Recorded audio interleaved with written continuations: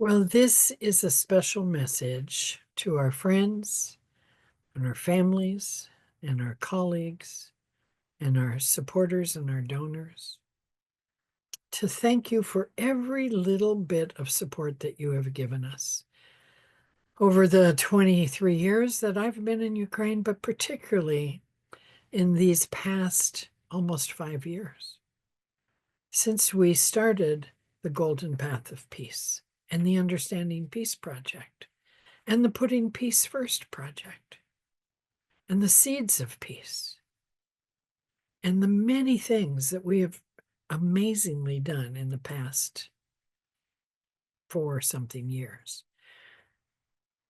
2021, 22, 23, 5 years. Oh my gosh, 5 years. Well, I just want each of you, and you know who you are, I want each of you to know that every bit of kindness, every bit of giving us space, every bit of letting go of might be a criticism or a judgment because you could see that we were like doing all that we could do. We never hardly stopped for the past 5 years. And I wouldn't change it for anything except I would change the war. I would have us not be invaded. I would definitely, that would change. But the way we have responded to everything, what we have done, we have been using all moments for good, even those awful hard ones. We have looked for ways to serve and support that we'd never considered before. We had changed our time. We had changed our expectations. We have created 5 different models, tested them all, analyzed them all. We've had our hearts cracked wide open as we held hands across the virtual divide with our team as they faced those decisions to stay in their homeland or go and know that they might never see those people again or their home. I never had had to consider such untenable questions. And so we have all learned a lot by our choosing to stand up and show up and be available for whatever life asked of us that would support the people of Ukraine, and particularly our team, the people we know, our circle, and the people we have come to know. We don't know them all intimately, but 689 teachers have gone through one of our 5 pilot projects and one of our 4 semester projects, and some of them have never missed one, and many others have done 3 or 4. We're getting to know those people. We meet on Fridays. Now we're talking about meeting 3 days a week because the bandwidth for doing a serious, educational, however much fun it is, still it's an educational program. People don't have the bandwidth for that now. The sirens go all night. They're all exhausted. Sleep deprivation is a new weapon of war. So we're modifying what we're doing in wonderful ways. And I want you to stay tuned for those because we're going to be telling you about them because there's ways that you can be part of them. But for now, I just want to say that every bit of kindness, every prayer, every hug, every way to go, every good job, every dollar, tell me all about it, all of those things. And every time you didn't criticize when we didn't do it right or when it didn't get finished on time. And there was lots of that. We haven't communicated very well because we're on this, huge schedule where we don't stop. But we all did just take a couple of weeks. And in that time, I was filled with the gratitude for the big and the small and the medium size and the spontaneous and the regular ways people support us. And I want you to know that. And that this idea of being on a threshold, it really came to me on New Year's Eve as I was by myself, my kids were on vacation. I was just really leaning into how incredibly challenging this past year has been. I was in the hospital this time last year, well, in November, and I was really not well for at least the first half of this year, and I didn't even know it, how not well I was. And then when I started to get my energy back around the fall, I was like, oh my gosh, how did I do anything? But, you know, life has a way of taking care of us. I did whatever I could do. It wasn't perfect and it wasn't what I wanted, but it was enough because we didn't lose it. And we're all still together. And as I looked back over the year and the past 2 years, and since this invasion happened, and I thought about how much we've learned together, how I've held the hands of our team members as they tried to decide, do they leave or stay? I don't think we have any idea of the toll that that takes on a person. I just think about my Dasha, who's been my right hand for 12 years. And she has 4 children.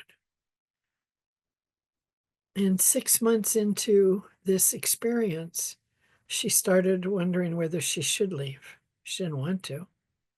She had her parents here, her husband and her sisters, and her cat and her piano and her guitar, and us, and her home. But then she had a 1-year-old and 7-year-old twins. And Zhenya was 14, her son. It's agony making choices like that. I'm only grateful that I could walk with her and provide whatever little comfort that I could. And so we have learned a lot. And at the root of everything that we've learned is that we've learned to put peace first, to start there. And somebody said to me the other day, if you could do something that would make a huge impact on the world, because it seems like it's so crazy, what would you do? I didn't hesitate at all. I knew right away what I'd do. What I'd do is I'd put peace first. I'd breathe. And I'd feel that natural response where your body settles down as soon as you give it permission, as soon as you tend to it.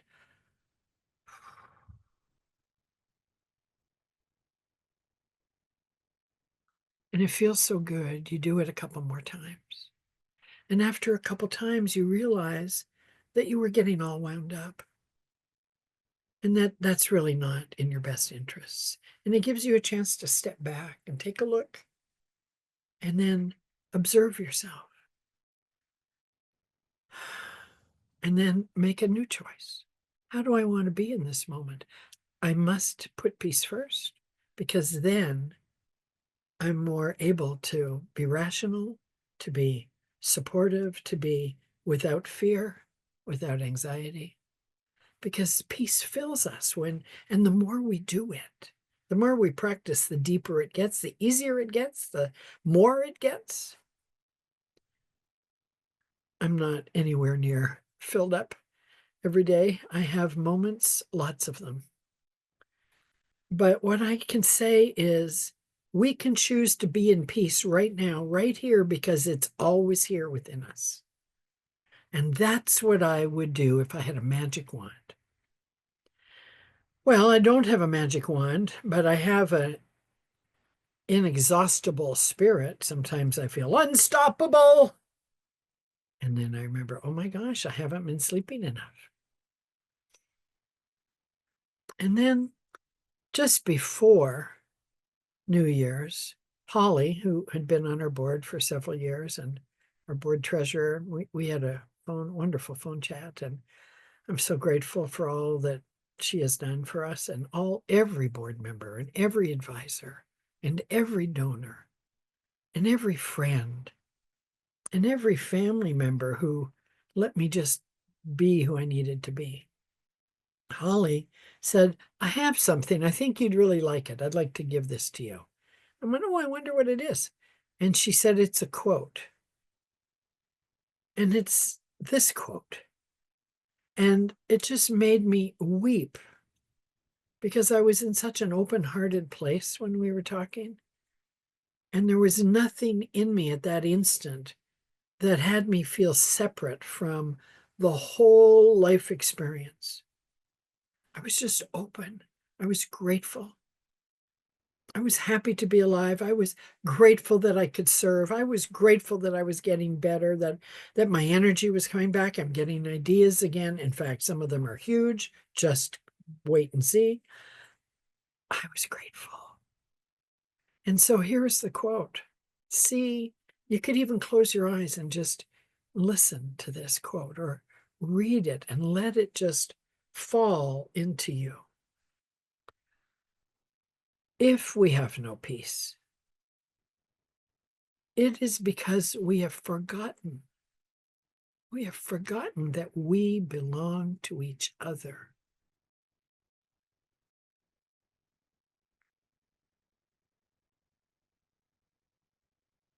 If we have no peace, it's because we've forgotten that we belong to each other. Mother Teresa. That's such a huge idea, and it's a beautiful feeling.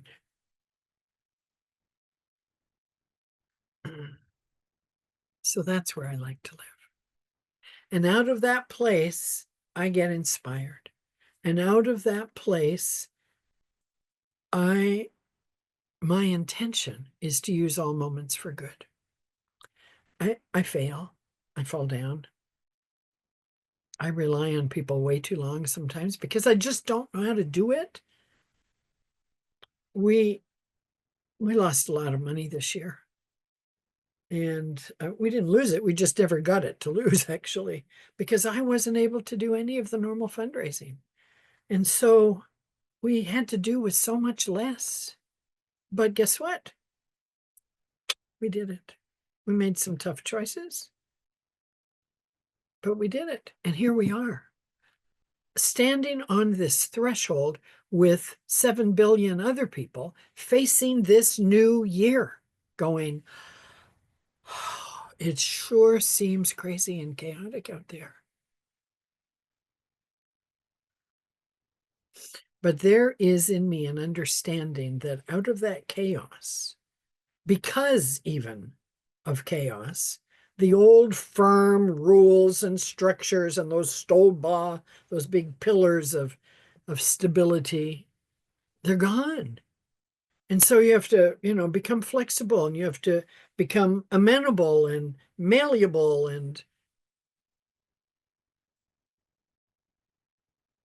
you have to change to suit the times, to be a resource, even when there's no idea of how.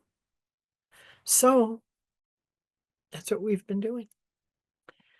And so I picture this threshold as this hope for humanity. I have it firmly embedded. And I thought, what could I give everyone I know that is the biggest inspiration I have right now? And besides the teachers who are, some of them holding on by threads because they're so exhausted, a lot of teachers have left the country. A lot of teachers just could not a lot, but some couldn't handle it anymore, or they needed to go home and take care of their family because of some issues that are now in their lives.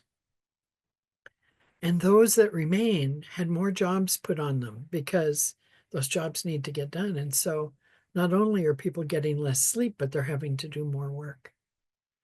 And there isn't more money for that, and there isn't more time. They have to make it work. And blessed be, most of them are.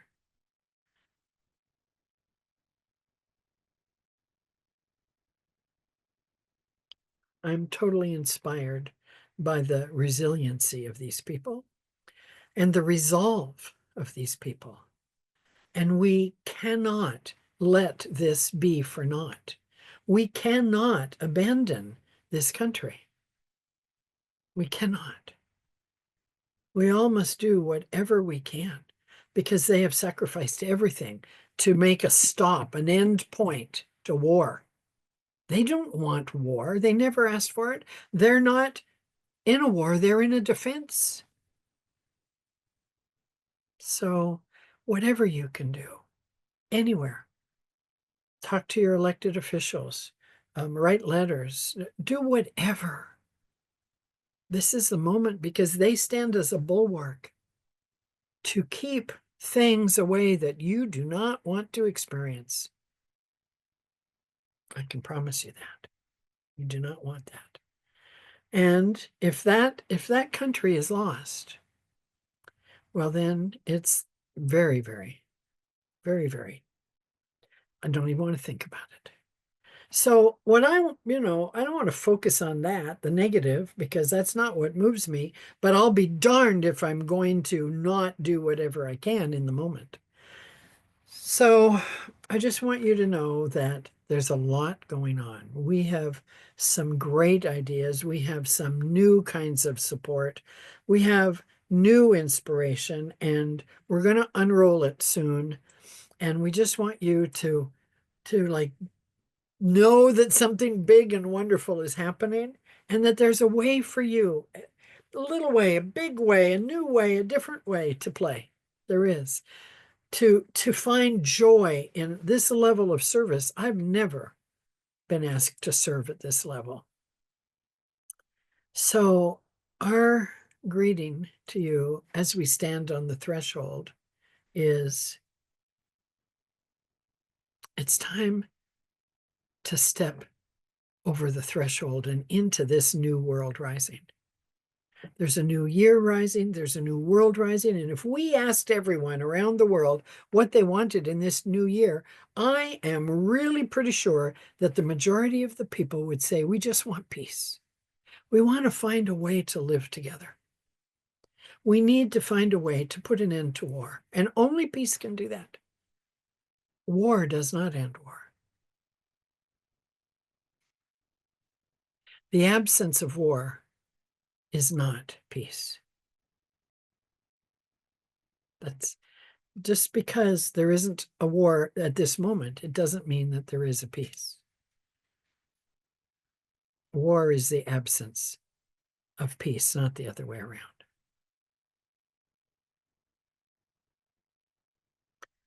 When there is peace, there's no time for war.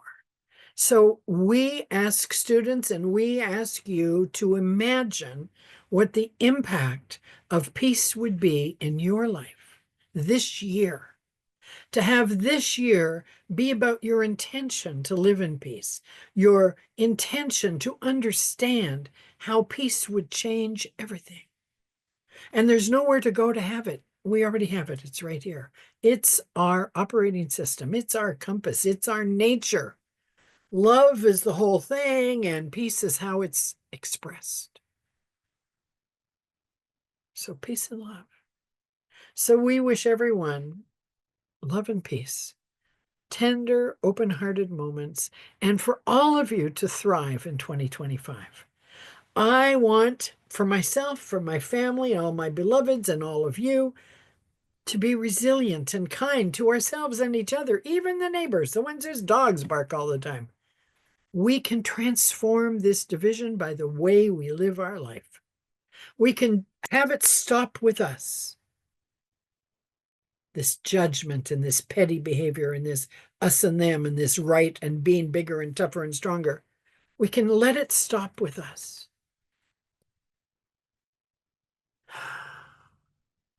So I offer you this pocket stone that lives with me really clearly. And that is that the only true security is peace. Peace will prevail. It takes enough of us. That's something we can do something about. So thank you. Thank you for being here and letting me share these threshold thoughts with you, for feeling my heart open and connected to you. And I wish you just the most wonderful year of service where you really dig in to imagine the possibility of peace on earth by imagining what your life would be like. What would your relationships be like? What would your home look like? What would be your relationship with your body or your neighbor or your children or your relatives? How would your money be? How would your health be? All of those things. This year, we're going to explore them all. And we're going to invite you to do that with us in lots of different ways, because that's something we can do. And what you can do is say, okay, good, let's make it a numbers game. Let's just show up. Let's just do it. We can do that. It's free. Just show up. Zoom, no cost. Show up. How you go to the store, how you talk to your neighbors, all those things. Those are free things. We can give them. And what we're doing is we're using peace to feel it, to be able to share it, so that the energy of it just goes out before us and creates it. So there's no room for anything else. It's possible, but it's up to you and me. So I stand on this threshold. I'm pointing it out to you. I'm telling you that there's a wonderful feeling when we step into this possibility. And the idea of enough of us doing it to make a difference, just, I mean, really, just think of what's possible. I've never felt so well used in my life, so efficiently focused in my life. I love what I'm doing and who I'm doing it with and what I'm doing it for. And I know that when war is no longer a viable option and we're playing hopscotch or volleyball instead, whatever it is that we decide to do, we will look back on this time.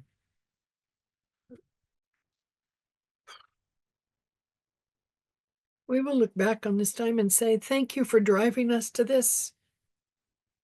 Thank you that I could stand in the fire of that to find this. Let's not make it any harder than it is. Let's do it together. It's a lot easier together, I promise. So stay tuned. Be in touch. You can see our contact information there. Let us know your ideas. Let us know what you think, what you want, what you're afraid of, what support you might want. Let us know. We're going to tell you some of the specific ways that you can play. Somebody's knocking on the door. More good news. All right, my friends, my colleagues, my family, our sponsors. Thank you. And I wish you well.